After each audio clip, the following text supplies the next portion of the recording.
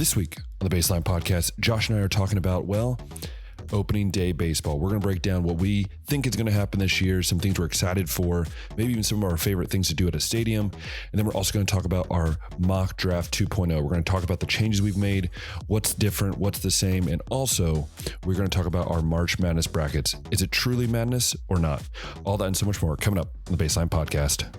Hey everyone, welcome back to an episode of the Baseline Podcast. I'm Ben, that's Josh, and we are here at the end of March, which is wild to say.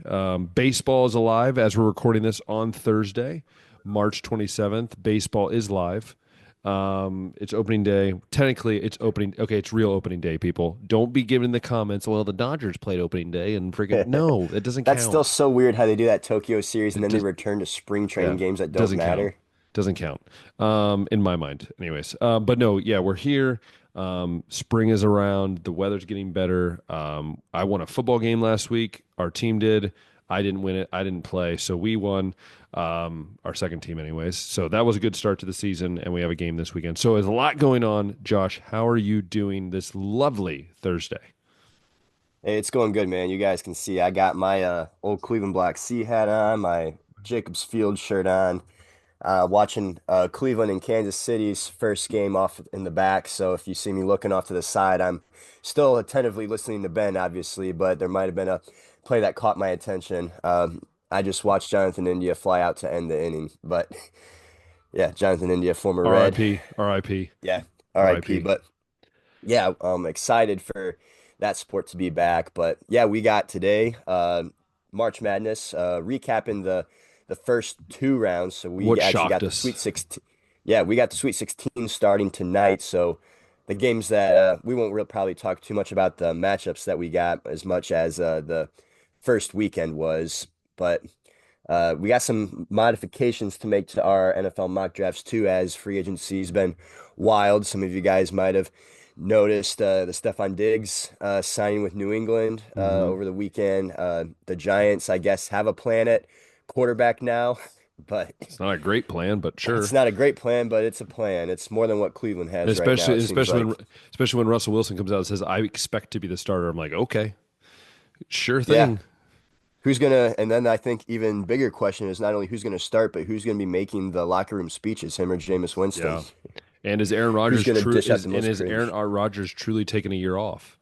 That's the rumblings right At now. this stage of his career, man, you can't take a year off. You're like done if you Yeah, do that. there's a lot But of interesting things going on. yeah, a lot of interesting things going around, but we can probably just start off with the tournament, man. Yeah, Uh, we had mentioned that in the first round, so like out of the first maybe 32 games or whatever it was, there were only seven upsets. it basically All made but our one. brackets screwed. Like our brackets were screwed. I think the first few games. Yeah, we It's picked some upsets because they usually happen, and one through four seeds all survived. There were two fives that lost, and then I think one six that lost. So a lot of the richer teams basically took care of yeah, business. Like if anyone had just filled out all the top seeds winning all their games, they probably would have done a heck of a lot but better no one than was what risking to we do did. that. No, no one wanted to do that. Like we wanted to come out and be bold. We knew that, or we figured that a couple five seeds would go down. Of course, it's Clemson, one of my Final Four teams. Yeah, I know. I saw that. That was McNeese, so whose funny. head coach decided to announce he's taking another job the day before and doesn't even care about his team or this game, and they somehow come out and win anyway. And then UC San Diego, our under the radar potential George Mason team, they put out a Oh great my effort against goodness. Michigan, but Michigan, I Oh, mean, took care of business. It wasn't easy, but the Wolverines still are good. I thought they were a little undervalued as a five seed, but nevertheless, they go ahead and take care of business. And Arkansas, Ben, Arkansas, I thought was probably the most Arkansas. interesting team too, because I figured they would win one game, just with the way that Calipari's coached. They've had some pretty good highs this year, but then they take down St. John's. That was probably the most notable upset, I would guess, of the whole entire first weekend was Calipari facing Rick Pitino and taking him down, taking St. John's down. Another Yeah. team that I had in the Final Four, and I think you did as well. So, I mean, the results themselves might have been, quote unquote boring, but I still thought that that first weekend still had its exciting moments. Even the UConn Florida game. The UConn Florida game was probably the best game to watch, I thought. UConn led most of the second half. They didn't shoot the greatest, but they were playing great defense on Yeah. Florida. But then Florida just like hit their stride with about 6 minutes to go and was able to knock out the Huskies. That was probably the most fun game to watch for me. And then probably the most shocking result was that Arkansas beating St. John's, I'd say. But that's just a couple brief thoughts I have over the first round. I'll let you take it away and share anything that Yeah. you might have noticed or heard or thought was Yeah. interesting.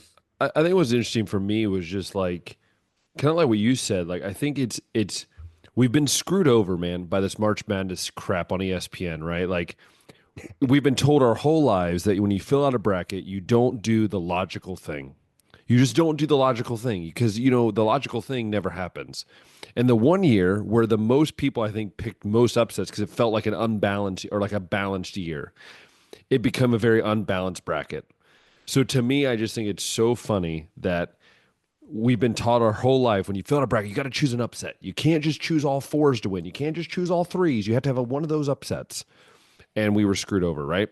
Mhm. No, it's great for basketball because I think what it shows is like maybe we're getting back to when you're a premier program, you can show you can be a premier program. And look, the St. John's thing, I think it would be more crazy to think about Arkansas beating St. John's if St. John's was, say, let's say the name Syracuse, or let's say the name um, North Carolina. If that was the name, I think we'd be more shocked by it. But I think still people held like, you know what, they're not a top echelon team. Does that make sense?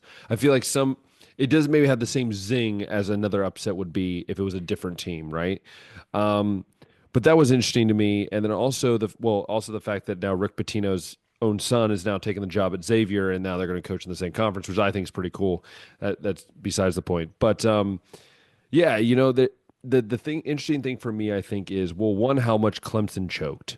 Like that to me was just like because I had them 13 go to the points Sweet in the 16. first half. I had them go to the Sweet 16, and it was Yeah. obvious that they did what I tell my team. I told my team last week, and I'm telling them this week for the game is you can't just walk in thinking you're better than the other team.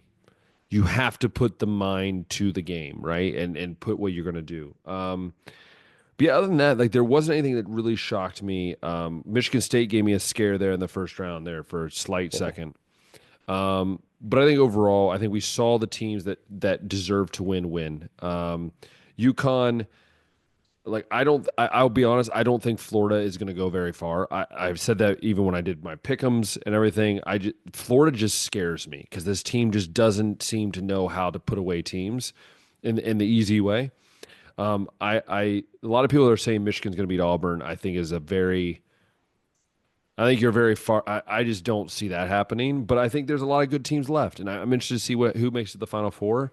Um, but you're going to see, I think, at least 2-1s make the Final Four. I think it's just inevitable at this point, and we'll see what happens. Yeah, I'm actually getting ready to pull up the bracket now real quick, just because the I don't next even want to look at one, my one percentage thing, man. well, I'm nearly dead last, so I noticed that after the first round, and I'm not going to look again. But just like as far as seeds go, right? So that South region, we got a 1 versus 5, Auburn, Michigan. We got I'm Michigan State 50% versus right, though. By the way, I just want to point that out. I'm 50% right now. My wife is 50%. 20.5. Then number 2, Michigan State versus number 6, Ole Miss. In the West, number 1, Florida. Number 4, Maryland. Number 3, Texas Tech. Number 10, Arkansas. In the East, we got number 1, Duke versus number 4, Arizona. Number 6, BYU versus number 2, Alabama. In the Midwest, we got number 1, Houston versus number 4, Purdue. And number 2, Tennessee versus number 3, Kentucky. And I'm only saying that because it's like most of the teams that are left are, supposed to be here. Like Arkansas is the exception. They're the 10 seed, and then the next lowest seed you got is a 6. Yeah. And I've just seen some people on Twitter talking about how it's boring that we don't have like that team from the West Coast Conference or the Patriot League or whatever Yeah. that's like on this Cinderella run, and so the Magical March isn't there for them. But I mean, you kind of touched on it. Like the teams that were supposed to win, like came out and won, and I don't think that's necessarily bad for the game, but I do find it interesting since we're just, what is it, years removed from that Final Four where we had like San Diego State and Florida Atlantic, and the highest seed there was a 4, and there was like an 8, a 9, and like a 12 or whatever that were there. Yeah. But also countering this with what we've seen in college football with it looked like a much more leveled playing field this past season. Uh, and we figured that was a product of the transfer portal and the NIL, maybe evening things out. Uh, Maybe this is just the one-off year in basketball, but maybe it's not. Maybe basketball, I mean, it's two entirely different sports, so it's always hard to compare the effect that the portal and NIL have on each Yeah. sport. But we've been, 4-ish years into this, and it looks like it's leading to all the bigger teams getting bigger. Like it's just going to be really hard for one of those small mid-major teams to be able to make a run when literally all the players are joining the powerhouses here. I mean, you look And at if, even look at Drake, like their best player. As soon as their coach said he's going to Iowa, he joined Iowa. Like that's what's going to happen from now on. This is what's going it to happen. is, and you mentioned some other coaching changes too, like Texas fired Rodney Terry, their coach, and then Sean Miller, who was coaching at Xavier and beat them, is actually going to take that job. So you can imagine maybe one or two recruits from Xavier that he had are going to go over there and become Texas Longhorns. But yeah, I Yeah, think basketball, like there's just so many more teams, so it just means that if you're going to get noticed, if you're going to be on a team that makes a run, you're going to have to go to one of those like big time programs. And then football, it's different. Like yeah, more players. there's more players to go around. Yeah, offense, defense. Whereas basketball is 12. That's like another way that this just gets impacted. But also too, I thought I was noticing. I was on the ESPN app that Florida is the second most picked champion with 21%. Which after watching them, I just okay. And I also want to point out that Kevin Nagandi from ESPN, Seth Greenberg, Ryan McGee, Dick Vitale, they're all over 94% correct so far. Reese Davis is 94% as well. That's just wild to me that they're Did they that. literally just fill out the higher seed and every I think pick? so because I looked at Kevin Nagandi and he had like Auburn winning, he had Michigan State winning, Florida, he had St. John's making it this far but didn't happen. He's had Duke made it this far. He had BYU making it this far. Like all these different teams. So it's like it's very fascinating like what some of these people do. But besides the point, like I think what you're going to see this year is just like I think it is the money is affecting it, and Coach Estep, he coached at Cedarville. Now he's at Furman, and he went on a podcast like back in November, and he was saying like the biggest difference is like the Furman's trying to recruit because they're more an academic school. They're trying to recruit kids that will play 4 years, but he says it is hard because when you get a good player, unless they are focused beyond the money, like unless they're trying to focus on something else, they're going to want to go chase the money, and you can't stop a kid for wanting to better his family. So it's going to be interesting to see what happens, but I'm excited to see that the changes are in a good way. Yeah, I am a man of the people, so I'm going to go ahead and share with everyone that my bracket on the ESPN Tournament Challenge has 360 points, which is awful. Oh It's near the bottom of gosh. all my leagues. And my percentage is 17.9. Now, I want to be clear. That doesn't mean that I picked 17% of the games right. It just means that I'm in the 17th percentile, which is Well, Josh, not very I think we good. could take the other way too there, Josh. Probably only got 17% of the games right too, but it really hurts when you lose two Final Fours in that first weekend.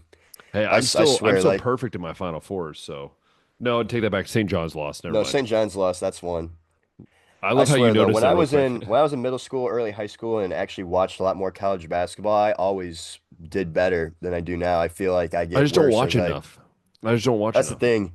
I get worse as I get older, but I also watch less of the regular season, so there's that, and I think there's the direct correlation there. It's got to be. Well, it doesn't help that every game is on freaking blackout stuff, and I can't watch anything. So, but yeah, Yeah, it's another thing with the conference TV schedules and stuff. But yeah, that's the weekend. Like I said, we got those matchups going on.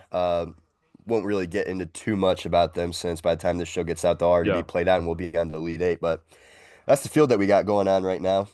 yeah. Um, can move on to NFL Mock Draft Let's do it. 2.0. Since we initially put our 1.0, we've had 2 weeks of NFL free agency and some trades that have gone on that'll probably affect some of these picks. We're not going to go in depth on every time. If you guys want to know like what our initial thoughts were, you can check the mock Yeah, the previous 1.0. We episode. put Yeah.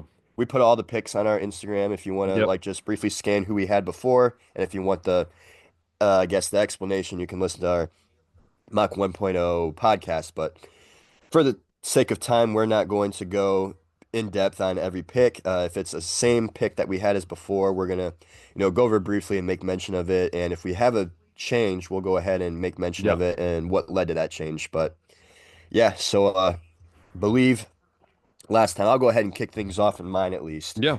Uh, the first four picks are staying the same for me. So that's the Tennessee Titans taking Cam Ward. I do think that they are going to move on from Will Levis and go ahead and take who everybody's looking at as the best quarterback in the draft. A lot of the analysts are picking Cam Ward to be first overall, and I mean, there's a lot of good things for that when you watch the way that he played at Miami this last year.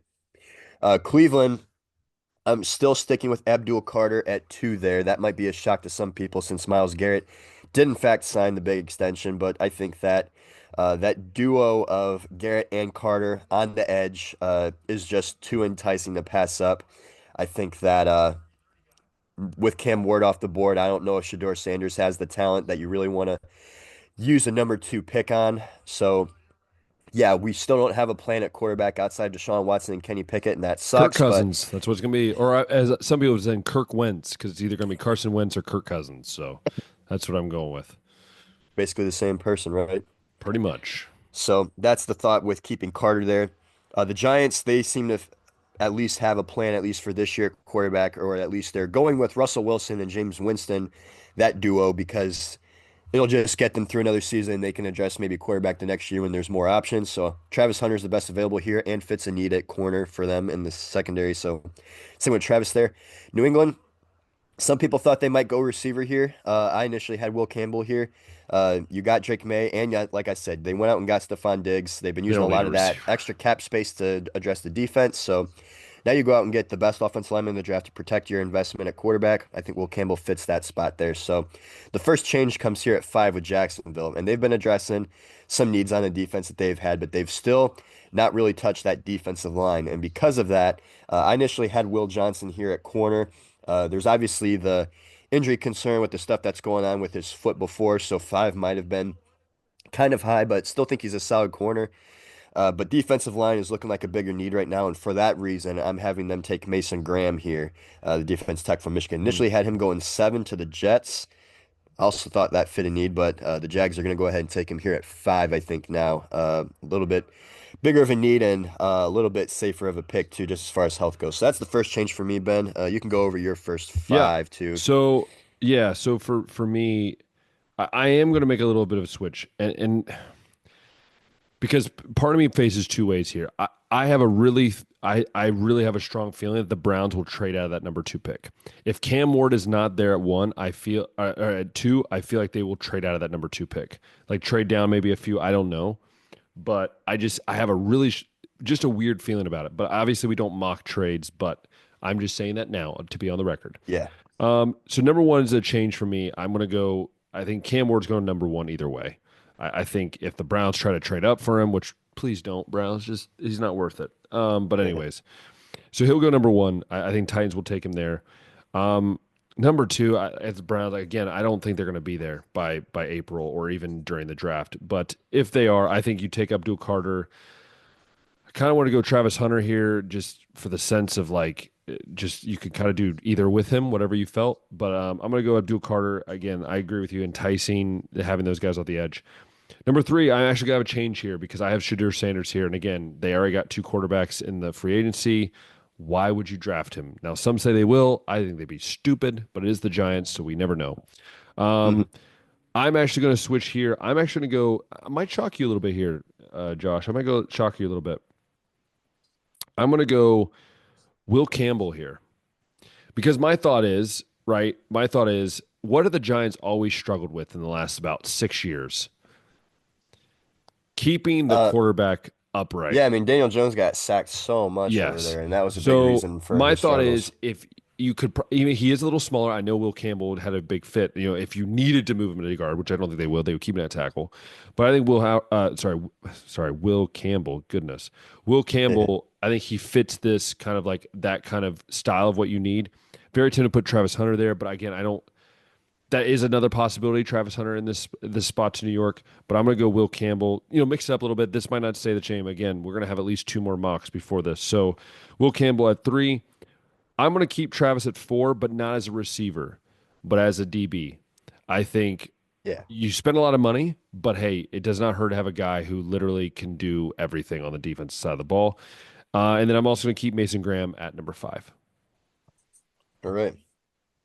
Yeah, it wouldn't shock me if the Browns trade out of 2 either. It's just if they were gonna take 2, I think that Abdul Carter would be the route to Like go. But we'll find I out. think what will chill me is if they go out and get Kirk Cousins or something like that. I think that will tell me, okay, they're trading out of number 2, and they're going to try to Yeah, see what they can get for number 2. yeah. So number 6, I don't know if you saw any of Ashton Genty's pro tape or pro day tape, Ben, but dude looks like an absolute freak without a shirt on, Yes, I as know. I would have thought, and got confirmed. Uh, and I'm also seeing a lot of people picking Vegas to go ahead and take Genty here at 6. It does address the need at running back that they need. They got their quarterback, Geno Smith, now, you figure. So before I had Shadur Sanders over here, um, and initially had Genty going 12 to Dallas, a team that ain't afraid to take skill guys to make their offense better. Vegas is also a team, or the Raiders specifically, that isn't afraid to take skill guys that are freaks, mostly because of speed, but Genty might be too big of a guy to pass up here. So a lot of other people are on the Ashton Genty top 10 train, it seems like, whether it's going here or to one of the teams afterwards. So running backs are maybe growing their value a little bit, and Genty's definitely worthy enough. So Genty at 6, and then that obviously takes me to the Jets, who I think this is where Shadur Sanders goes. I know they signed Justin Fields to a 2-year deal. Um, that could just be to bridge the gap between now and whenever they get their quarterback going. But since they did that, it doesn't put pressure on Sanders to be a starter immediately, but also gets to be in the New York media, and I'm sure his dad will be excited about that. All the eyes on him out there in the Jets country, and yeah, so Fields can be the guy for a couple years, and then Shador could take over, maybe after that. But those are a couple changes there. Pick 6 and 7 for me, Ben. Yeah, 6 and 7. A little bit of a change. For me, I have Shadur Sanders going 6. I think the Raiders still take him. He fits Las Vegas. Like if there's anyone in this draft that fits Las Vegas as a quarterback, it's It does, it's and it's literally Shadur. I think that they'll take him. I don't know if they want Geno for long. Like to me, it just the yeah, I mean, it's, vibes it's kind feel of the weird, same deal that man. I just described with the Jets. I don't think Geno's like necessarily the long-term fix, but No. maybe a little bit longer than what the Jets have planned for Fields. I don't know. Yeah. So for me, like I also sorry, I'm typing at something on my computer and it was weird. Okay. Anyways, so they're at 6. Number 7 for me, I had Jackson Dart. I don't think he's going to go this high. There's another team that I think he actually going to land to in the first round. So for me, the Jets, I was tossing around different ideas, and the funny thing is, to be honest with you, that I was trying to figure out where could they go, right? Like, do they go? They could go. I mean, they could go quarterback, right? They could easily go quarterback. For me, though, I think the logical thing is what do they also struggle with, Josh, with Aaron Rodgers at quarterback and a couple other places? What have they also struggled with? Uh, the line The offense. offensive line, right? And obviously Will Campbell's gone, but this is where I think Armand Mabou, I think that's how you, I don't even know that's how Yeah, you say his name. I think that's this a is where he popular goes. pick So too, I had Mimbu. him again. I think Josh Simmons is good. I think the injury is going to scare teams from top 10. So I think Mabou, who I originally had going 13, I have him going up there at what is that? 7, Pick yes, to 7. the Jets. Excuse me. Yeah, a lot of people are picking him to go top 10. Some people think that he might go before Will Campbell, so not too crazy of a pick. Yeah. Yeah, a few changes in the next several picks for me too, just kind of like the downstream effect. So Carolina, I initially had taken McMillan, the wide receiver from Arizona here. I thought that helping out Bryce Young would be the way to go, but the more I think about it, the more I think that they really need to address some things on the defensive line. Derek Brown got in just one game last year, and they were lacking pressure, didn't have a lot of sacks. So I got Jalen Walker going 8 now to Carolina. Looks like a lot of people's favorite edge rusher in this draft from Georgia, but also Shamar Stewart could be another option, and I actually got him going at pick 9 to New Orleans now. Initially, I had New Orleans going with Walker, but get your successor to Cam Jordan there, and you just take the next best guy there, Stewart. And Chicago initially had them going with Mbu here, and I think they're going to go ahead and do that too. Continue to get Caleb Williams protection. So that wraps up my top 10 right there.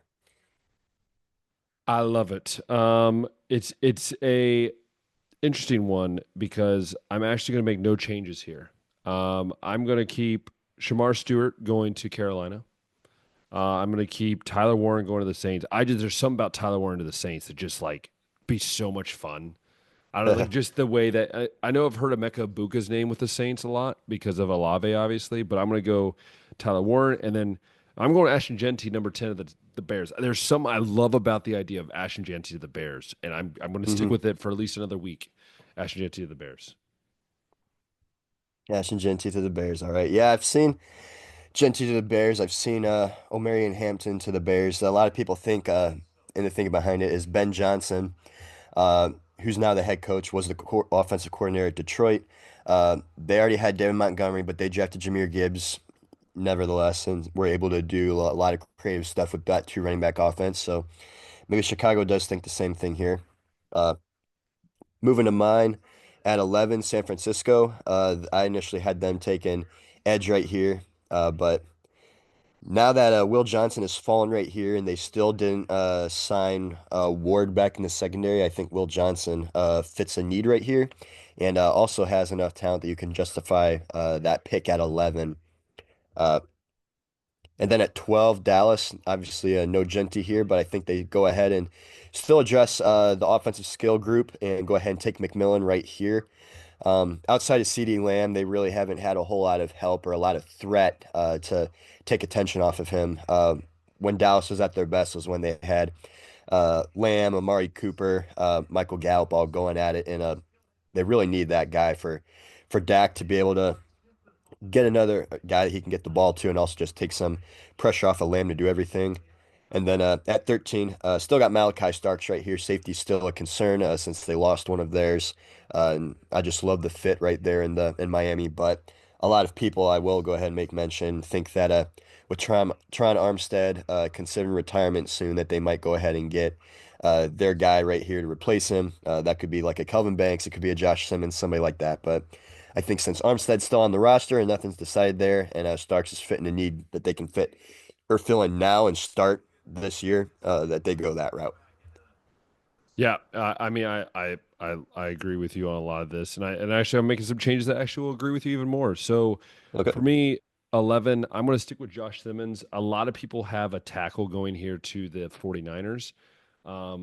I've seen some that even have Will Campbell going all the way at 11, which I think is wild. If that guy drops to 11, anybody would be like, yes, please.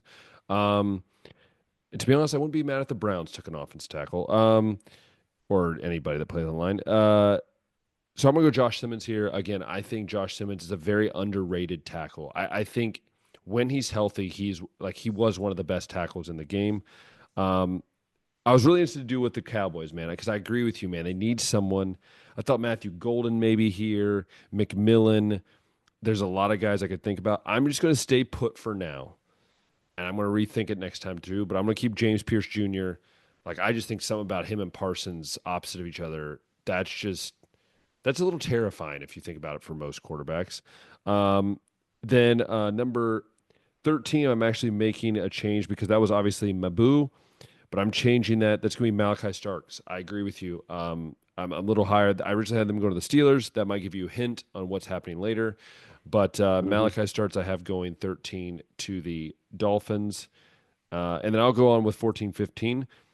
14 and 15, I'm going to keep Colson Lovin there. And I'm also at 15 going to keep Mike Green to the Falcons. I'm not going to make any changes there. All right.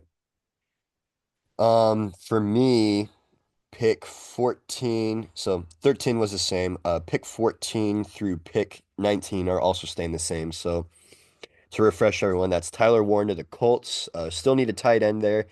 Still need a guy for whoever the heck's going to play quarterback, whether it's AR or whether it's Daniel Jones.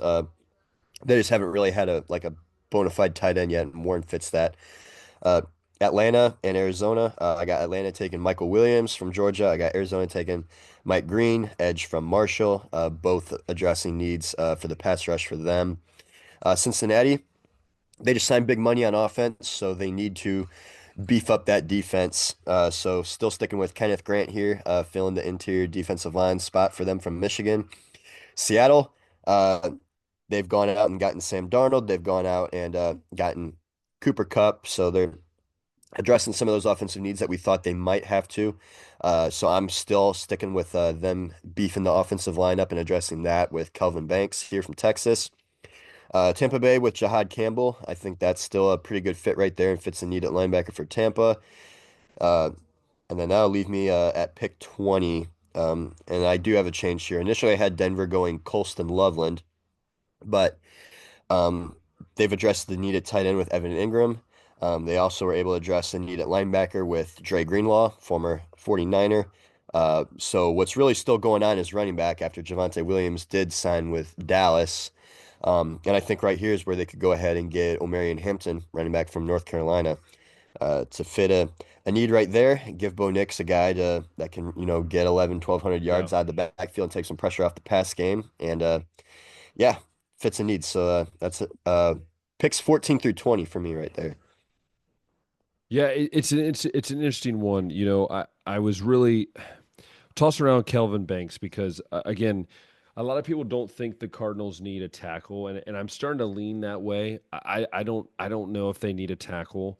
Um, I could go Tate Ratledge here, but I don't think that's a little high for a guard. I was thinking even obviously Donovan Jackson, but I kind of fell in a medium ground here, and I'm gonna go.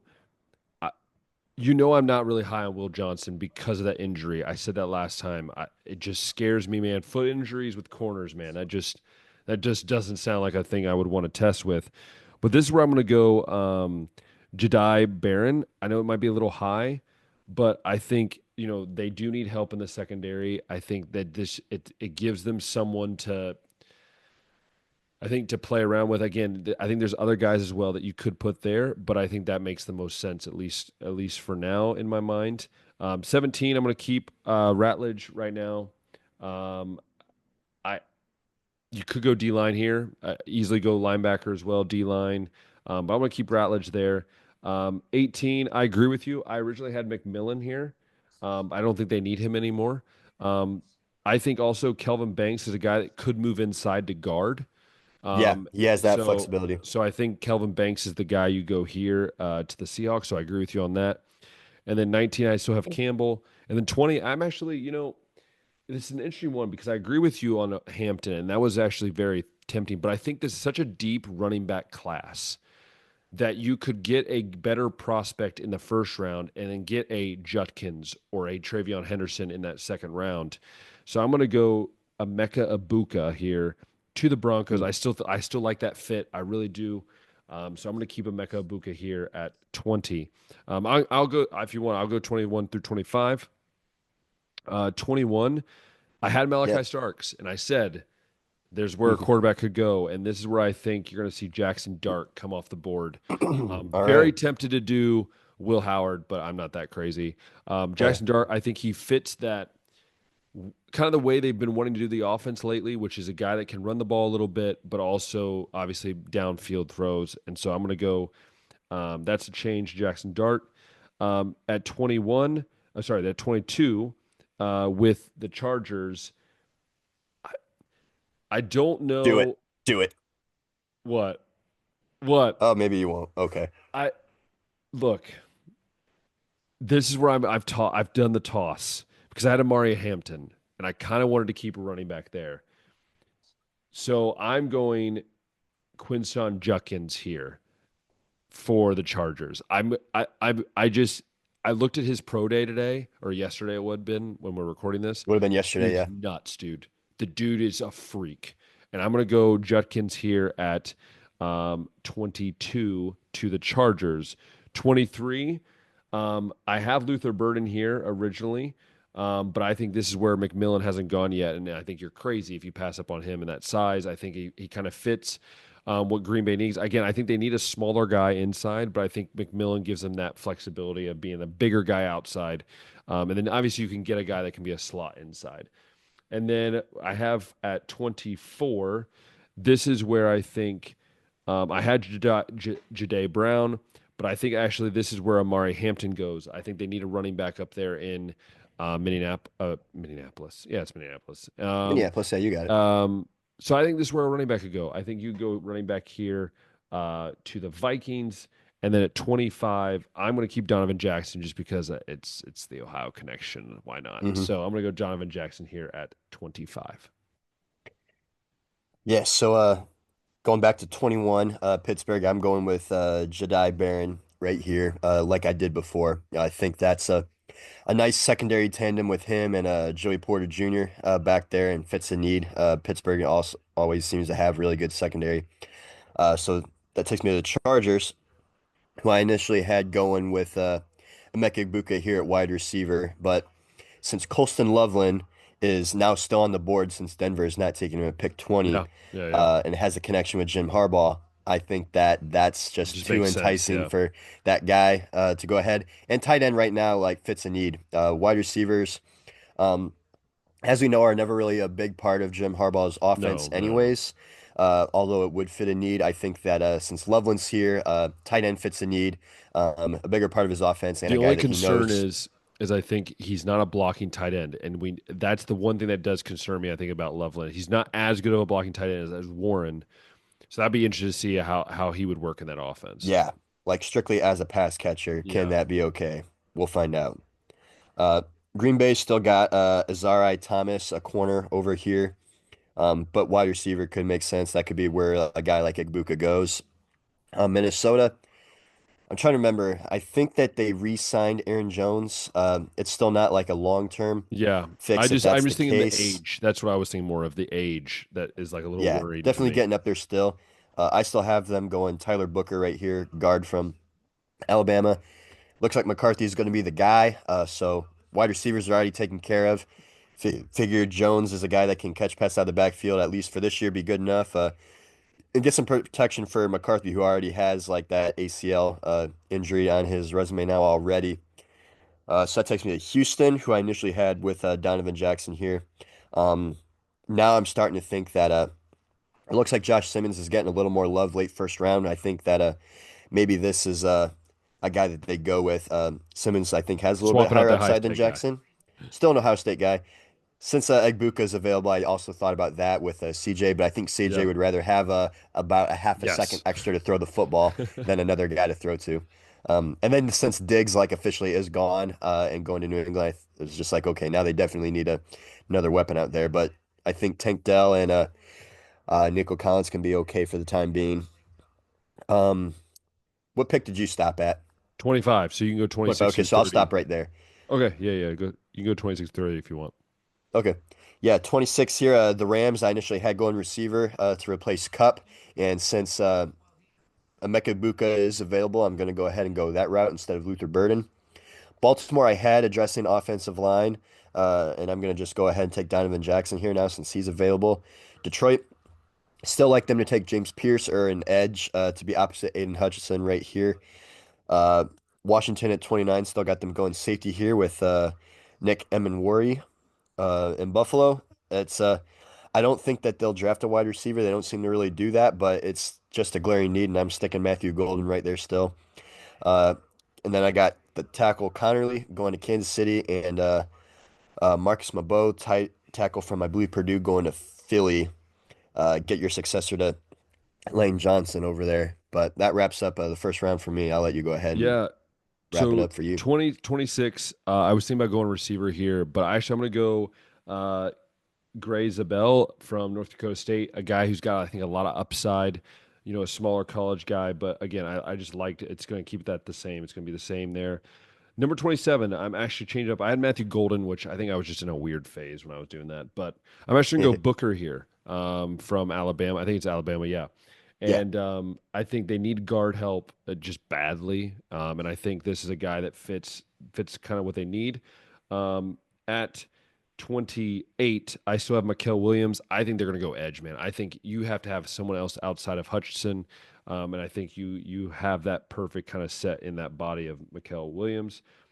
29, look, this is where a running back could go as well. I think a running back could go here. Like, do you think I'm crazy? Running back could go here. I think Travion. Travion could. I'm not going to, and this is going to go against every bone of my body, but I'm going to still go Will Johnson here. I can't, but we will. Yeah, I'd be No shocked pun if Will intended. fell out of the first Yeah, round. so I think Will Johnson goes here at 29. 30, I do not have Kenneth Grant anymore. I've been hearing some vibes that he might not be going first round anymore. Hmm. And so I'm actually going to go wide receiver here as well. I'm actually going to go Matthew Golden here. Again, I don't think they're going to do it, but they might. And then 31, I have Jalen Walker. I think kind of fits with the Chiefs. I think needs some extra bodies. I think at linebacker, you could go tackle here as well. But I'm going to go Jalen Walker. And then 32, I got to keep good old JT Tulamau there. I just think Mhm. he's I think this is the thing. I could see they go. You know what? I'm actually going to I'm going to pause on air here and do this. I'm going to go Jack Sawyer here because I think Jack Sawyer replaces the losing Graham like they are. I think he replaces that type of body presence in that defensive line. So I'm going to go Jack Sawyer here at 32. Okay. Well, that is mock 2.0, It ladies and is. gents. Let us know what you think. If You can disagree. It's some totally of those, fine. yeah, some of those adjustments make sense, go for it. If not, I mean, if you let if us you know why. follow if you follow our brackets by any chance, then probably don't listen to us at all. To be honest with you, just don't listen to us at all. Yeah, thanks for tuning in. Nevertheless, if anything, just to know what not to bet on, right? Mm, that is a fact. That's how I Um, felt like the whole second day. It was just like, wow, I missed like four of the first five I games know, that happened. I know.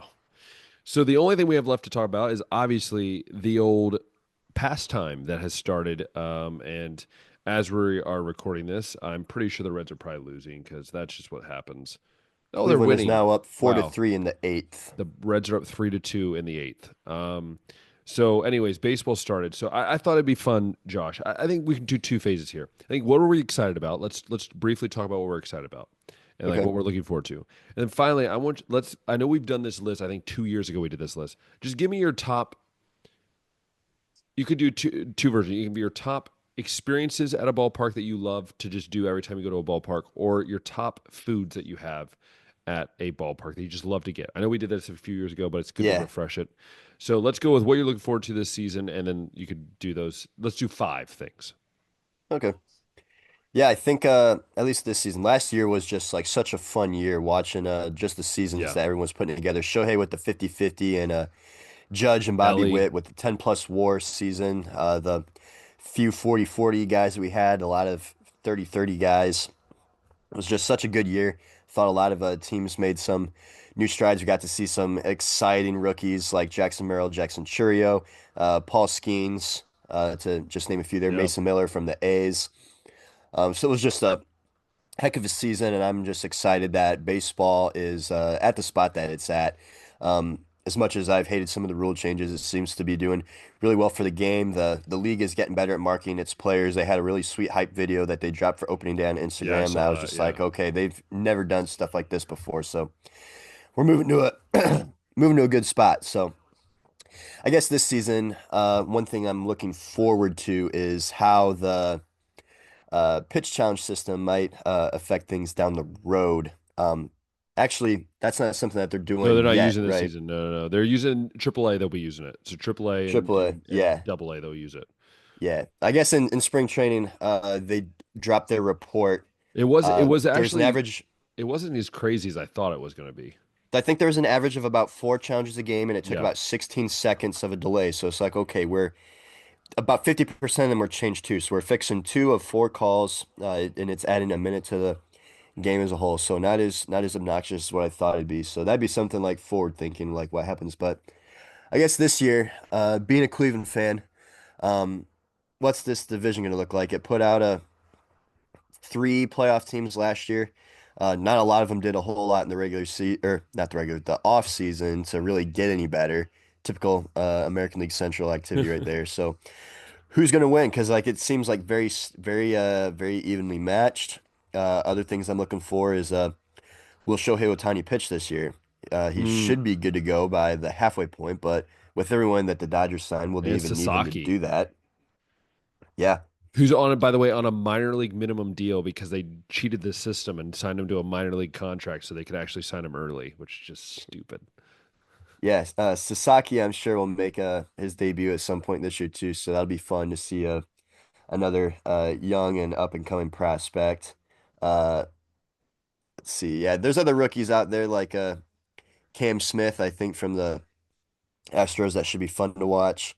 Um, Jose checking to Altuve see playing like left field. who Jose Altuve playing left field. That's gonna be fun to that could watch. be one. Yeah.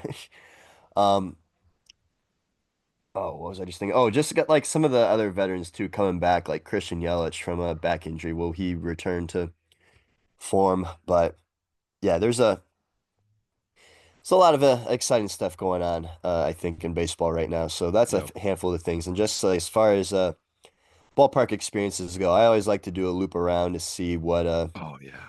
I guess, unique Yeah. statues or little, Like the little details the details like that. Yeah, like Yankees got like the Heritage Park. They got the little museum inside. with all the baseballs, which is really Yeah, cool. the Pirates got the statues of all the legends around the outside.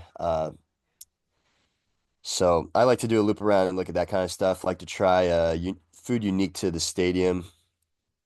So as far as some of those experiences go, yeah, the museum at Yankee Stadium was one of the coolest things that I thought. If you guys ever go to a game out there, It's definitely gotta amazing. Yeah, you got check to. that out. Yeah, looking at all the jerseys, the autographs, all the 27 World Series rings that they got out there. As much as you can hate New York, you'll still think that stuff's cool. I promise you. Um, and I would really like to knock out one more stadium this year. I don't know if it'll be in the cards to go to four like I did last year, but would like to go to one. The next closest ones, I think I'm debating between like St. Louis, which would be Busch Stadium. Minnesota. Minnesota's about like that 11-hour mark. Camden Yards would be around that time too. Nationals out in DC would be close to that. The Mets would be close to that, getting to Citi Field. So yeah, I've knocked out all like the day trip ones. Now it's like I gotta, invest some time. So we'll see if it comes. If I get one more, that'll be 10 stadiums I've visited in baseball. So I'll be a third of the way done with all the teams. Yeah. But what about you, Mr. Bowden? Well, it's interesting. This year I'm excited. Obviously, with I think Terry Francona coming back. Like I know for some Guardians fans, they're a little, but I think most Guardians fans are happy for him. Like the most of that I've talked to, they're very happy for Terry, and to see him back in the dugout. There are some they're like, oh, he didn't really like he just left because he didn't want to be there. I'm like, no, I legitimately think he had like health issues, and he just literally There's some wanted to health get better. issues, and he just didn't fit the culture of our No, team. So no, and like I think him being with a younger group, I think it's gonna be really fun to see, and I know he's excited to be back. He was played for Cincinnati, obviously, so I'm excited to see that. I'm excited to see a lot of the young guys that the guys we don't like. My favorite thing about baseball, Josh, and I've said this before, is just hearing about the guy that you randomly get called up in June that you've never heard of that ends up having a great year and then becomes a household name, right? Like, who's going to be that this year, right? Who's going to be that guy that gets called up in June or July, maybe for the Guardians, maybe for the Reds, that kind of holds us, Hines was like that last year for the Reds. He hit like 4 home runs in like 3 games, like those are the kind of stories I love to Sean to Kenzie see. Noel was kind of that for Yeah. us. Never became like a everyday starter, but he had his moments and came Yeah. out with a big splash and had the postseason home run. Yeah, so like those are the kind of stories that I'm excited to see. Obviously, what are the bounce back years? Is Acuna finally going to get back to where he really is? what about Otani? Like, what's going to happen with him, and a lot of these other storylines. But going to the ballpark experience, I'm agree with you, dude. My favorite thing is to walk around a ballpark. Even Great American, I've been there 1,000 times, and Great American, I just till to this day love to walk around the whole park, going through the smokestacks and the Mister. Like, I love that. But I would say number two would be is like one of the biggest things for me is going to museums. Like, I agree, the New York State. Like, I didn't go to a game at New York Stadium, but I went to like the museum. I visited the ballpark, got to go up by the field and stuff. The museum, like when I say there's baseballs, I'm like there's an autographed baseball for like I believe it's like, is it every player? Not every player. Not I every don't know player. like what exactly qualifies, Yeah, but it's but like they're all the great literally Yankee it's greats. crazy. It's wild. They have so like the rings are just fabulous, and but then obviously I think that Cincinnati Reds have probably one of the best museums. Partly that's because they were the first First major MLB league team team. officially. So they have all of these different things. You have jerseys going back generations and bats and balls and like it's so cool and like I just love the museums. I'm a history freak, so I love that stuff. Um, Probably my other biggest thing is just like having like a good hot dog or like a good nachos at a ballpark. I think Cincinnati I'm just thinking of mainly, but that's one of my favorite things to have. Just there's something about going to a baseball game and having a hot dog, man. Like that's just it's one of my favorite. Minor league baseball, by the way. Anyone that's watched minor league baseball, go to a Diamond Dog Night at minor league baseball game. You can have like 40 hot dogs for like literally like $4. It's phenomenal. Um, but yeah, and then I guess like a couple other things would be I love going to batting practice before the game if I can make it in time, just to see if I get a chance to get a ball. I have never gotten one. I've tried. I'm always either too late, too early, or none of the lefties are hitting because you wanted to be on right field porch, but then all the righties are hitting. But by the time you get over there, then they switch, and it's just you never get a chance. So it's mainly by chance, really. And then my last thing would be honestly, it's just like the experience of the fans, man. Like baseball's still one of the only places where I feel like you can be a family at a game. Like I don't think there's a professional sport anymore where you really can go with your family. Like maybe hockey in a case, but really honestly, like you can't go to a football game or even basketball where you feel like there's so much. As someone who has values, like there's so much disgustingness at times in these games, but I feel like with baseball, it's still so very family oriented, and I just absolutely love that with baseball. Agreed. Yeah, that's all good stuff too there. Man. Yeah, just glad it's here that we're at this time. And Spring's a it's awesome. I just love baseball season, man. I just love it yeah. so much. Yeah, we're wrapping up March Madness. We're gonna get into the NHL and the NBA playoffs, and we're gonna have baseball kicking off. Like spring's just a great time for sports, period. Yeah, and I'm just very excited to see what happens here in the future. So, anyways, guys, that is the show for today. Again, more of like a recap episode, but an exciting episode as well. If you love watching us and listening to us on YouTube, go click that thumbs up button, hit the subscribe button, hit the notification bell. Let us know what your thoughts are down below about our mock drafts. What is your favorite experience at a ballpark? What do you have a specific story that you remember fondly? That's awesome to hear as well.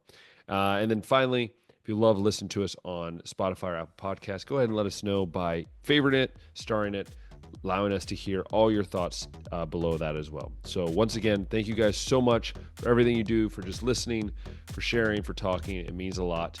Have a great weekend, and until next time, we'll see ya.